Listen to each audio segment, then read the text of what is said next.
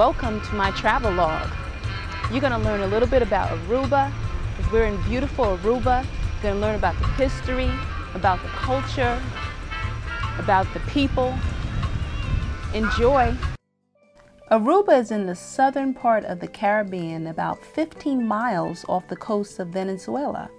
The Dutch took possession of the island in 1636, and until today, it remains a part of the Kingdom of the Netherlands.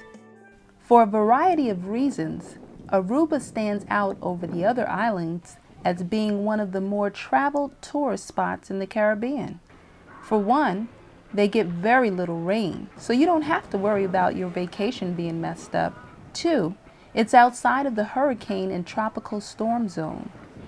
And three, the beaches are pristine. Aruba has an eclectic mix of people, many of them migrants from neighboring islands. Although Papiamento and Dutch are the primary languages, most Arubans are also fluent in Spanish and English. This is due to the high volume of tourists they get from the United States and Latin America. One thing's for sure, you won't lack for stuff to do here. One of the more fun things I did was to take the SeaWorld Explorer Tour. After you've had the opportunity to enjoy sailing off the coast, you're escorted down to the bottom of the boat where you are able to see through glass portals schools of exotic fish and other forms of marine life. For those of you who enjoy history, you'll even see sunken vessels from past wars.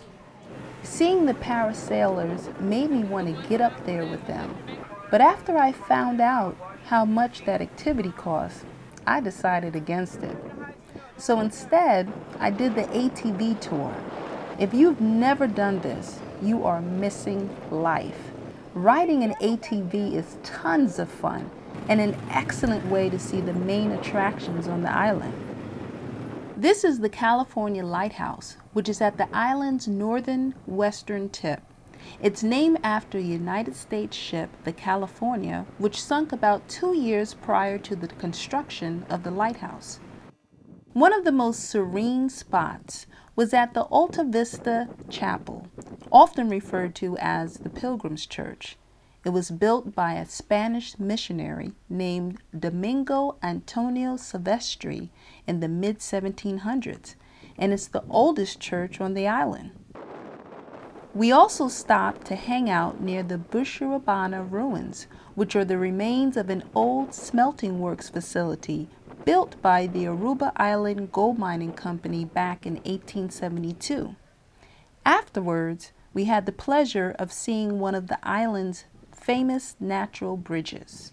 The main reason I came to Aruba was to participate in my friend's wedding. Let me tell you, I've seen a lot of nice weddings in my life, but there's nothing quite like having it on the beach while the sun is setting. Talk about something memorable. Now, you can't have a tropical wedding and not do the limbo. Of course, with my Caribbean descent, I felt it my duty to show him how it's really done. I took the proverbial stroll through downtown. It was interesting.